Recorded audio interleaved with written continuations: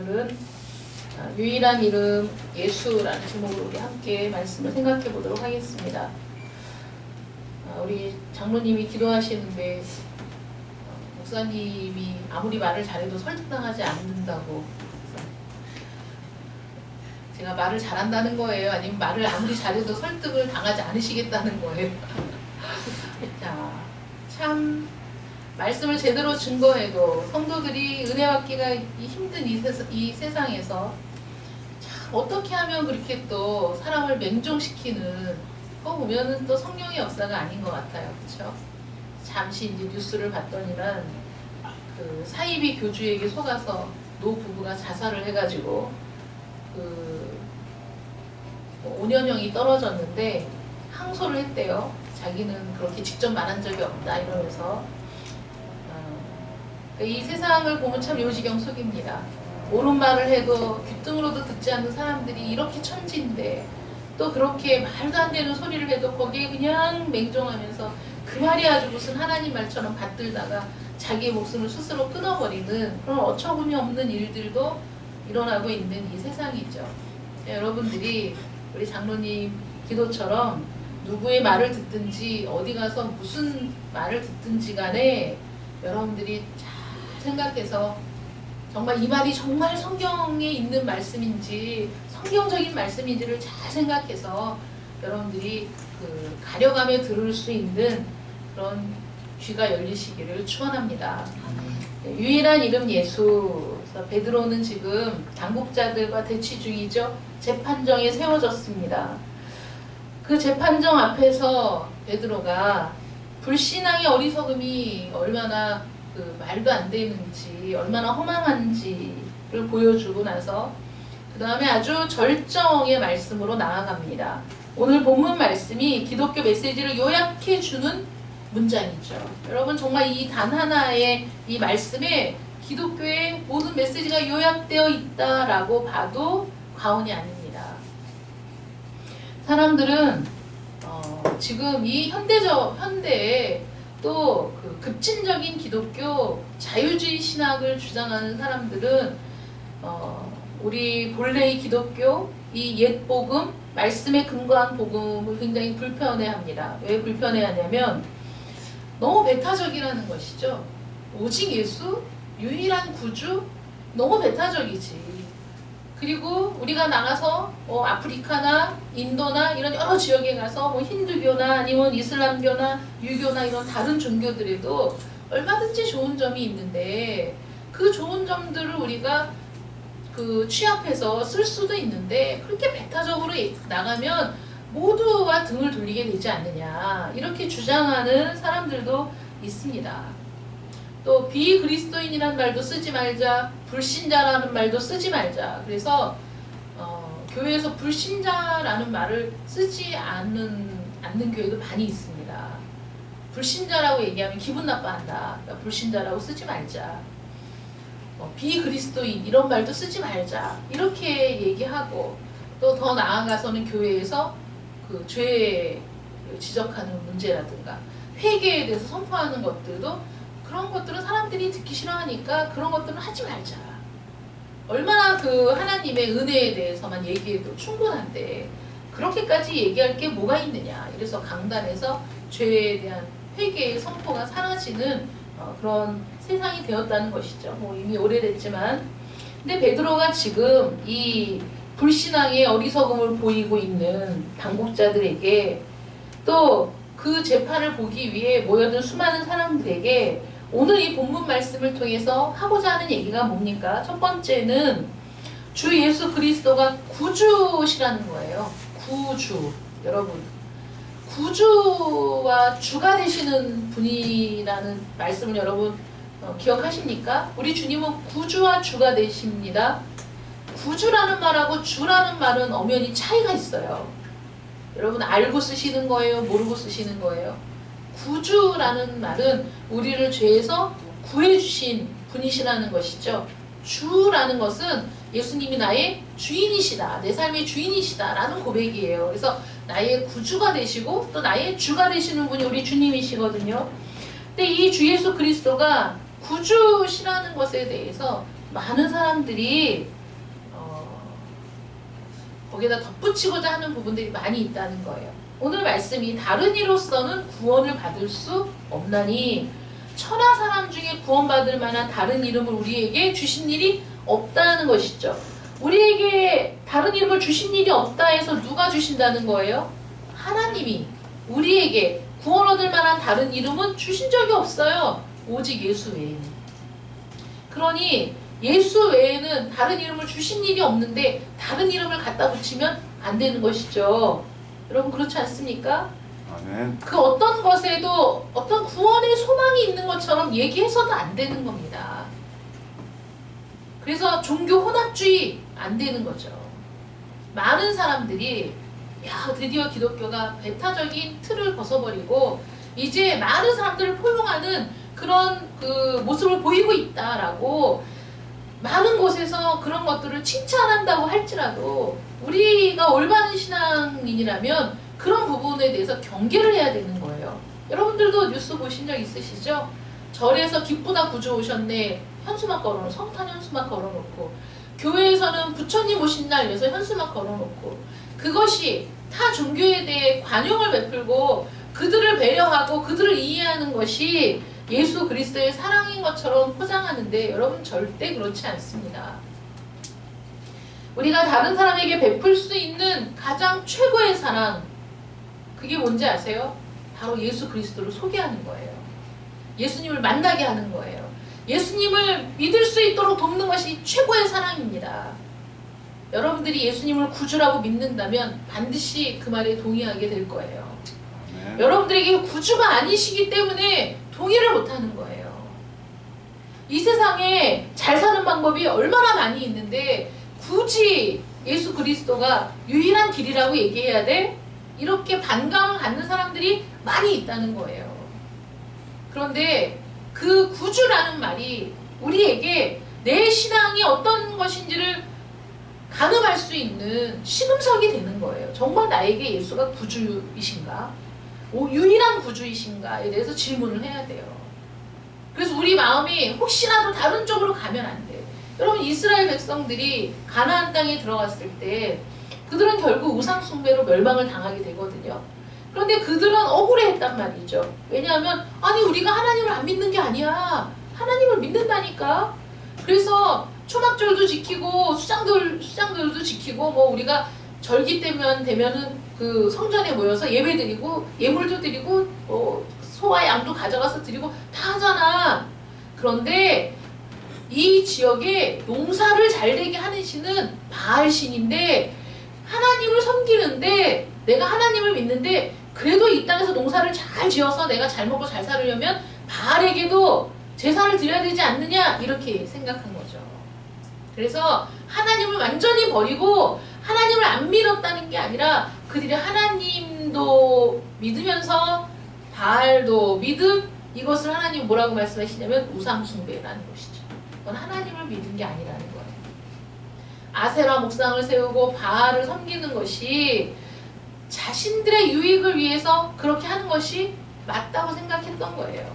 그래서 그 땅에 들어가서 사는 동안에 수없이 하나님이 선지자를 보내고 돌아오라고 해도 그들의 신앙이 혼합되었기 때문에 거기에서 돌아오질 못했던 겁니다. 여러분 혼합이 될 수 없어요. 유일하시기 때문에. 베드로가 지금 얘기하고 있는 게 그거예요. 우리 예수님은 유일한 구주시라는 거예요. 구주이실 뿐만 아니라 유일하시다는 거예요. 여러분 명심하셔야 돼요. 예수님은 나의 구주시지 그러나 또 나의 다른 부분에 있어서는 이런 게 필요해 이게 아닌 거예요. 유일하다는 거예요. 유일하다. 유일하다는 말이 뭔지 아세요? 2인자, 3인자, 4인자, 5인자 있는 데서 그 중에 하나라는 말이 아니에요. 다 필요 없어요. 하나님의 어린 양이에요. 예수님. 보라 세상 죄를 지고가는 하나님의 어린 양이다. 왜 하나님의 어린 양이라고 했습니까 여러분? 하나님이 보내신 분이기 때문에 하나님의 어린 양이죠. 또 하나는 하나님이 받으실 양이기 때문에 하나님의 어린 양이에요. 그 누구도 하나님의 요구를 만족시킬 수 없어요. 이 세상에 있는 사람은. 그 어떤 사람도 하나님의 요구를 만족시킬 수 없어요. 오직 유일하게 주 예수 그리스도만 하나님의 모든 요구를 만족시키시고 모든 율법을 만족시키시고 죄가 없는 상태에서 우리를 위해 죽어주실 수 있는 분이 예수 그리스도 한 분밖에 없기 때문에 그래서 하나님의 어린 양입니다. 아멘. 다른 게 덧붙여질 수 없는 거예요, 여러분. 그래서 천주교에서 마리아의 공덕을 의지해서 라고 얘기한다면 이단입니다. 그렇지 않습니까? 유일하시기 때문이죠. 다른 구주가 없는 거예요. 다른 이름을 주신 일이 없어요. 예수님이 하신 일에 덧붙일 일이 없는 거예요. 한 완전한 제사를 드렸다니까요. 성경이 계속해서 강조하고 있는 게 그거예요. 한 완전한 제사를 드렸다니. 영원히 단번에 완전한 제사를 드리신 분이 예수님이신데 여러분 그 이상의 제사가 필요합니까? 그 전에는 사람들이 하나님을 배우러 갈 때마다 양을 드리고 소를 드려야 했어요. 왜냐하면 그 생명을 대신해서 내가 하나님께 갈 수 있었거든요. 그런데 그건 완전하지 않았어요. 완전하지 않았다잖아요. 그래서 그 다음에 하나님께 갈 때 또 갖고 가고 또 하나님께 갈 때 또 가져가야 돼. 하나님과 화해를 하기 위해 소나 양을 가져와서 내 죄를 대신 그 소나 양에게 얹고 그 소와 양을 죽여서 하나님 앞에 드리고 하나님과 교제하고 하나님을 만날 수 있는데 그게 효력이 길지 않아요. 그 순간에 나의 모든 죄악을 가리워 줄 뿐이에요. 그런데 나는 제사를 드리고 돌아가면서 성막의 문을 나가면서 성전의 문을 나가면서 또 죄를 짓거든요. 그러니 하나님 앞에 다시 올 때 우리는 다시 우리의 죄를 속해줄 제물이 필요해요. 그렇게 항상 하나님 앞에 제사를 드리며 왔어요. 그런데 그게 완전하지 않기 때문에 하나님께서 우리를 위해서 한 방법을 이미 말씀하셨고 그리고 때가 되니 그 계획을 실행하시고 그 계획의 실행을 위해 예수님이 이 땅에 오신 것이죠. 지난주 말씀처럼 정말 예수님이 제 발로 오셨다니까요. 우리를 세워주기 위해 모퉁이 돌이 되기 위해 제 발로 오신 분이시라고요. 예수님이 오셔서 하나님 앞에 그 몸을 드렸는데 너무나 완전하고 완벽한 제물이었어요. 그러니 하나님의 공의가 충족됐거든요. 그러니까 더 이상의 제물이 필요하지 않아요. 그래서 영원히 단번에 완전한 제물이 되신 분이 우리 주님이시거든요. 그러니까 주님이 우리를 위해 하신 일에는 어떤 것도 덧붙일 수 없어요. 사람이. 누구의 공덕을 갖다 붙여도 그건 될 바가 못 돼요. 비교조차가 안 돼요. 그러니 우리의 공덕을, 우리의 의를, 우리의 열심을 갖다 붙여봤자 그거는 쓰레기에 불과하고 그거는 더러운 옷에 불과하다니까요. 그러니 예수님이 우리를 위해 하신 일에 우리가 무언가를 덧붙인다면 그게 이단이 되는 거예요. 그게 잘못된 거예요. 하나님은 더 이상 갖다 붙일 게 없다는 거예요. 천하 인간의 구원 얻을 만한 다른 이름을 주신 일이 없다는 겁니다, 여러분. 예수님밖에 없어요. 그러니 그래도 이것도 여러분 그 모든 우리의 마음을 잘라내버려야 돼요. 이게 불필요한 거예요. 예수가 완전한 우리의 구주가 되신다는 거죠. 그러므로 많은 이들이 그리스도를 본받아서 그리스도가 하신 말씀을 쫓아서 우리가 열심히 노력하면 그리스도처럼 될 수 있다라고 주장한다면 그것도 이단입니다. 우린 결코 그리스도처럼 될 수가 없어요. 그리고 열심히 그 말씀을 쫓아서 열심히 산다고 우리가 구원을 이룰 수 있는 것도 아닙니다. 많은 사람들이 왜 불교에 심취하고 또 천주교에서 얘기하는 선행과 덕을 쌓아 어떤 걸 이룰 수 있다는 일에 심취하는지 아세요? 여전히 우리는 스스로 무언가를 할 수 있기를 바라기 때문이에요. 스스로 무언가를 할 수 있다라는 생각 때문에 내가 고행을 통해서 내가 선행을 통해서 구원에 다다를 수 있다면 하는 사람이 있다니까요. 오죽하면 루터도 맨무릎으로 성 베드로 성당 돌계단을 무릎으로 올라갔다가 무릎으로 내려와서 온 무릎이 까지도록 고행을 했다니까요. 그러다가 깨달았잖아요. 이게 아니지. 믿음으로 이렇게 된다는 것을 깨달은 거예요. 선행으로 이렇게 되는 게 아니구나.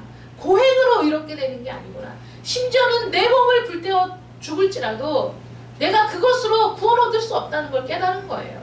믿음으로. 뭘 믿는 거죠? 하나님이 우리를 위해서 예수 그리스도를 통해 하신 그 일을 우리가 믿음으로 구원을 받는다는 거예요. 그거 외에는 방법이 없어요. 그거 외에는 길이 없어요. 여러분, 우리 모든 교회, 모든 그리스도인들이 이 사실을 분명히 알고 있으면 좋겠지만 아닌 거예요. 그러니까 끊임없이 유혹을 받아요. 뭔가를 더 해야만 내가 제대로 된 신자가 될 수 있다라고 생각하는데 여러분, 그게 아닙니다. 여러분, 우리는 신자가 되고 우리가 그 행하신 일들을 믿음으로 하나님의 자녀가 되고 그 다음에 우리가 하나님의 뜻대로 살기 위해 이 길을 가는 게 성화예요. 구원받기 전에는 성화도 없는 겁니다. 나의 구원은 오직 예수 그리스도께로부터 나온다는 걸 믿으시기 바랍니다. 아멘. 그것이 나의 생명줄인 거예요. 생명줄을 붙잡아야 돼. 생명줄이 누구냐? 예수님이죠. 이 세상에 수많은 사상들이 생명줄을 들이우고 있어요. 이게 생명줄이야, 이게 생명줄이야. 아, 이걸 붙잡아야지. 수많은 종교와 수많은 사상들이 있지만 다 썩은 동아줄이고 정말 우리에게 유일한 생명줄이 딱 하나 있어요. 예수 그리스도. 그 줄을 붙잡아야 되는 거예요. 아멘. 내가 하는 일이 뭡니까? 없어요.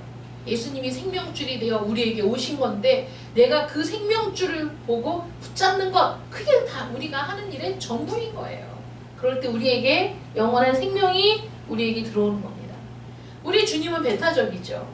우리 기독교가 배타적이라고 얘기하는데 맞습니다. 우리 주님이 뭐라고 말씀하셨죠? 나는 세상의 빛이다, 이렇게 말씀하셨어요. 나는 세상의 빛 중에 하나야, 이렇게 말씀하시지 않았어요. 나는 세상의 빛이야. 너무나 분명하고 확고하게 말씀하셨거든요.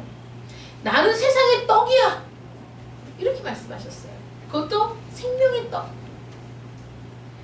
내가 곧 길이요 진리요 생명이니 나로 말미암지 않고는 아버지께로 올 자가 없다, 이렇게 말씀하셨어요. 그러니 유일한 길 아닙니까, 여러분?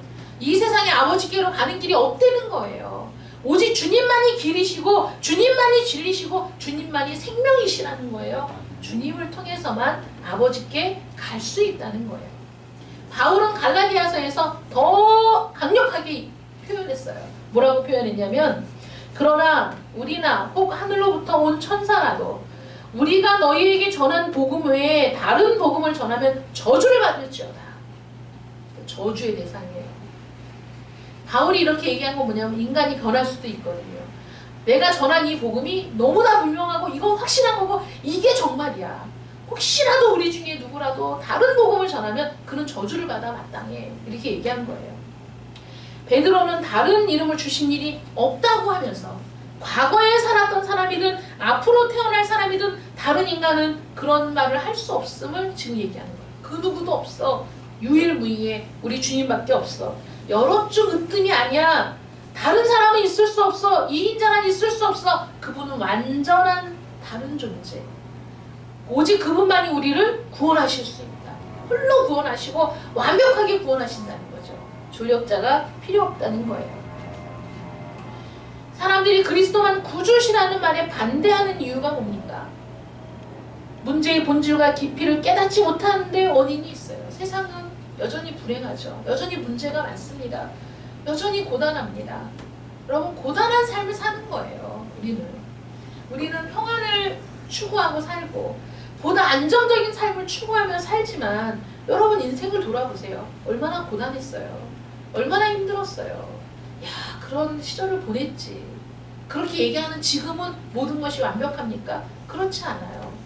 야곱은 늘 하나님과 교통하며 살았어요. 하나님의 응답을 받으며 살았어요. 거부가 됐어요. 아들도 12명씩이나 두었어요. 그런데 그가 바로 앞에 가서 한 말이 뭐예요? 내 인생이 참 험난했다, 고단했다, 이렇게 얘기하죠. 여러분들도 마찬가지 아닙니까? 고단하게 살았죠. 지금도 여전히 힘들죠.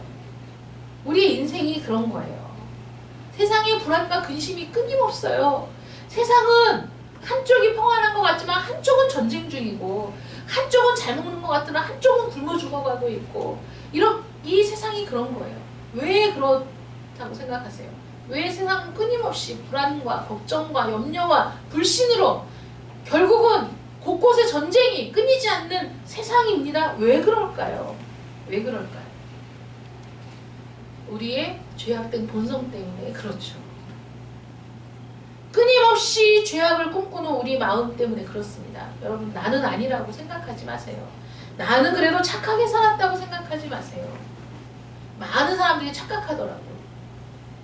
살인이나 도둑질이나 눈에 보이는, 그래서 경찰에 막 끌려가서 형을 사는 그런 게 아니면 그래도 나는 착하게 살았다 이렇게 생각하시는데, 여러분, 천만의 만만의 말씀이에요. 우리 주님 뭐라고 말씀하셨죠? 다른 여자를 보고 음욕을 품기만 해도 넌 가능한 거야. 형제를 미워하기만 해도 너는 살인한 거야. 이렇게 말씀하시잖아요. 끊임없이 미워하고 끊임없이 분노하고 끊임없이 불신하고 그러면서 여전히 나는 착한 사람이라고 생각하는, 그게 우리의 문제의 본질을 몰라서 그러는 거예요. 그러면서 또 이렇게 얘기합니다. 하나님은 사랑이신데 우리가 좀 잘못해도 하나님은 우리를 받아주실 거야. 이렇게 생각하는 낙천적인 사람이 있는 거 아니에요. 어떤 사람들은 하나님은 공평하시다며, 공평하신 하나님이 계시다면 이 세상에 이런 일들은 벌어지지 말아야지, 또 이렇게 얘기하는 사람도 있습니다. 그 두 부류는 하나님을 전혀 모르는 거예요. 하나님은 사랑과 자비와 긍휼의 하나님이십니다. 그렇다고 해서 그분의 공평과 거룩함과 의로움을 희생시키지 못하세요. 하나님은 사랑이시지만 하나님은 또 거룩하신 분이시죠. 하나님의 거룩하심 때문에 이 죄악된 우리를 용납하지 못하시는 거예요. 죄악 가운데 있는 우리들은 끊임없이 죄를 양산하기 때문에 이 세상에는 끊임없이 문제투성이에요. 여러분, 모든 사람을 만족시킬 수 있는 법이 없어요. 모든 사람을 만족시킬 만한 어떤 특별한 대책이 없어요. 우리는 모두 각각 자기 이기심에 따라 생각하고 생활하기 때문입니다. 하나님이 율법을 주셨어요. 모세에게 이렇게 말씀하시죠. 나는 너의 하나님 여호와라. 너는 나 외에는 다른 신들을 내게 있게 말지니라. 말씀하신 하나님. 다른 신들을 두지 말라는 거예요. 다른 신들을 두지 말고 하나님만 바라보고 하나님만 믿고 하나님만 향해 있으면 문제가 없어요. 아담과 하와가 에덴 동산에 있을 때 문제가 없었어요. 모든 것이 완전했어요. 모든 것이 완벽했어요. 말씀에 순종하고 살기만 하면 결국은 그들은 하나님이 약속하신 놀라운 상태까지 성장할 수 있었어요. 그런데 하나님이 아니라, 하나님만 바라본 게 아니라 하나님 앞에서 사단의 말을 쫓아 그 말을 따랐을 때 그 순간 우리 모든 인류에게 재앙이 시작된 거예요. 죄를 짓기만 하는 게 아니라 죄를 좋아하는 거죠, 여러분. 나는 죄를 좋아하지 않아 라고 스스로 속이지 마세요. 많은 사람들이 죄를 좋아합니다. 항상 후회하면서 똑같은 죄를 반복하는 건 무엇 때문이죠? 뭐가 문제입니까? 후회하면서 하지 말아야지 하면서 또 해, 또 하고 또 합니다. 머리 큰 자식을 야단칠 수 없어요. 야단치면 안 돼요. 다 안 돼요. 알아서 안 돼요. 다 알고 있으니까 얘기하지 말래요. 여러분, 몰라서 죄 짓는 거 아니에요. 알고 있지만 죄를 지어요. 이렇게 하면 안 된다고 후회하지만 또 죄를 짓습니다. 이렇게 살면 안 된다고 내 마음속으로는 불안을 느끼면서도 여전히 죄악된 습성을 버리지 못해요. 왜 그렇습니까? 우리 안에 있는 죄성이 우리를 끌고 가기 때문이죠. 예수님께서 우리를 위해 모든 것들 다 이루셨어요. 우리를 위해 십자가에 달려 죽으셨고 그리고 부활하셨어요. 우리에게 생명을 주시기 위해. 그리고 제자들에게 뭐라고 말씀하셨습니까? 몇 날이 못되어 성령을 선물로 받으리니 너희는 여기를 떠나지 말고 모여서 기도하고 있어 라고 말씀하셨죠. 주님께서 모든 일을 다 이루셨지만 여전히 죄악의 습성이 우리를 강력하게 끌고 가는 상황에서 우리 이 죄악된 본성을 억누르고 하나님을 향하여 갈 수 있도록, 하나님의 말씀에 집중할 수 있도록 우리를 도우실 보혜사 성령을 우리에게 보내주시기 위해 주님이 말씀하신 거예요. 제자들이 주님의 말씀을 듣고 마가의 다락방에 모여 기도하기 시작했어요. 그들이 기도하고 있을 때 오순절날 마가의 다락방에 성령이 불의 혀처럼 갈라지며 각 사람에게 임하고 그들이 방언을 말하며 그들이 하나님의 말씀을 예언하며 그들이 성령으로 충만하여, 그전에는 죽을까봐 두려움에 숨어있던 그들이 숨어서 그래도 주님 말씀이기 때문에 그 약속을 붙들고 은밀하게 기도하던 중에 성령이 임하니까 그들이 큰 소리로 부르짖어 기도하며 하나님의 말씀을 선포하며 성령의 충만함으로 담대함을 얻어 베드로가 설교를 하며 그 자리에서 3,000명이 회개하고 돌아오는 놀라운 역사가 있었습니다. 교회의 탄생이죠. 맥추절은 오순절을 맥추절이라고 하거든요. 초실절을 지나 7주가 지난 다음 날이 오순절인데 오순절에 마가의 다락방에 성령이 임하심으로 거기에서 교회가 탄생해버렸어요. 교회의 시작이 거기입니다. 그래서 맥추절은 교회의 생일이에요.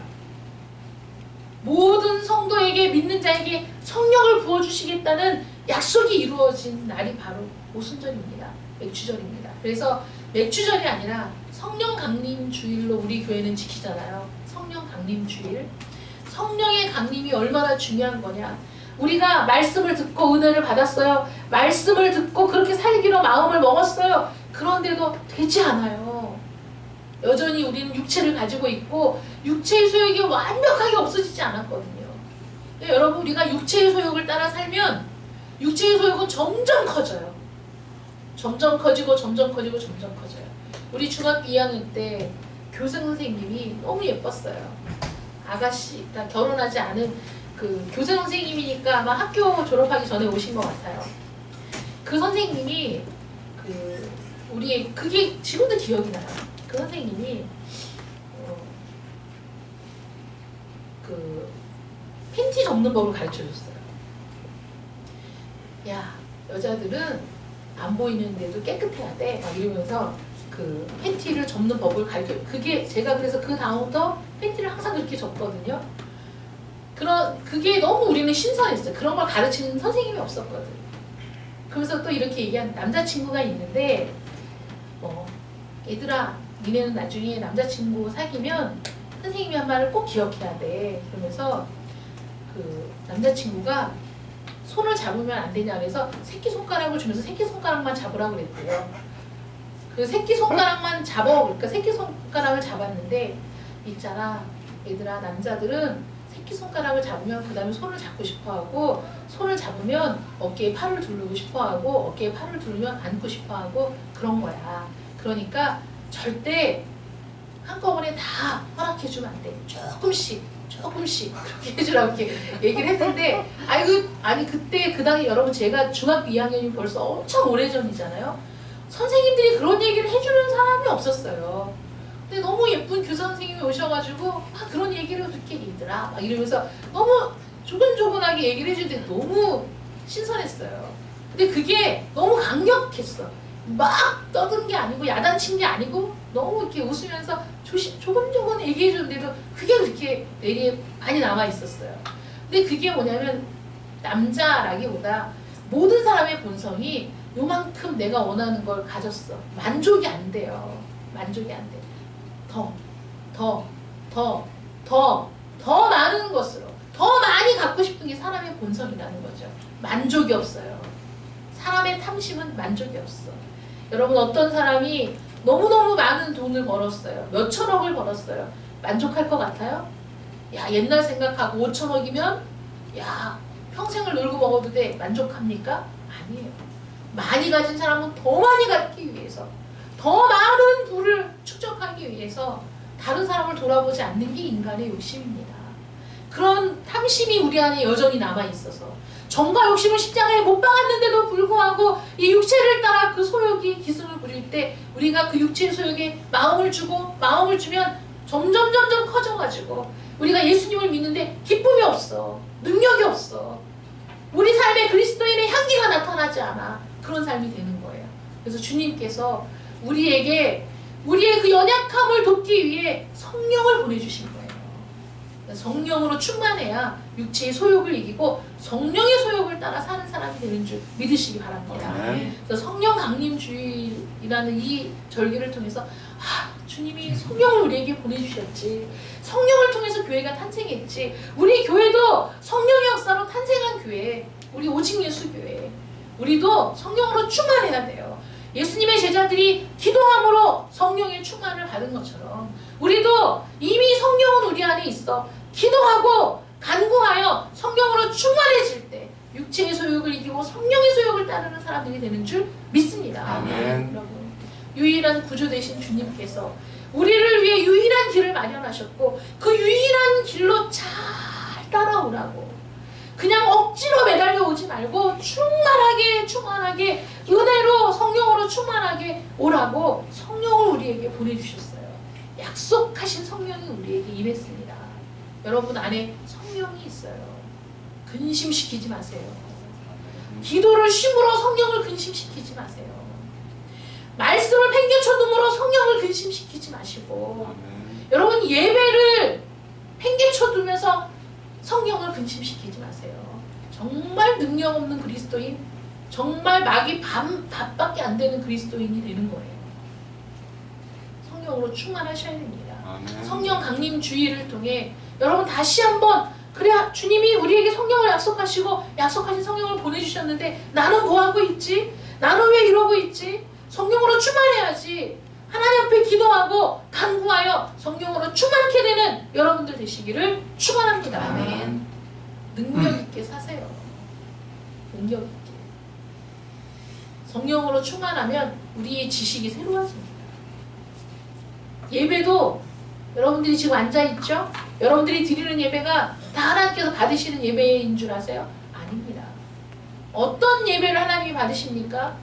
진리의 말씀과 진리의 성령 안에서 드리는 예배를 하나님이 받으시는 거예요.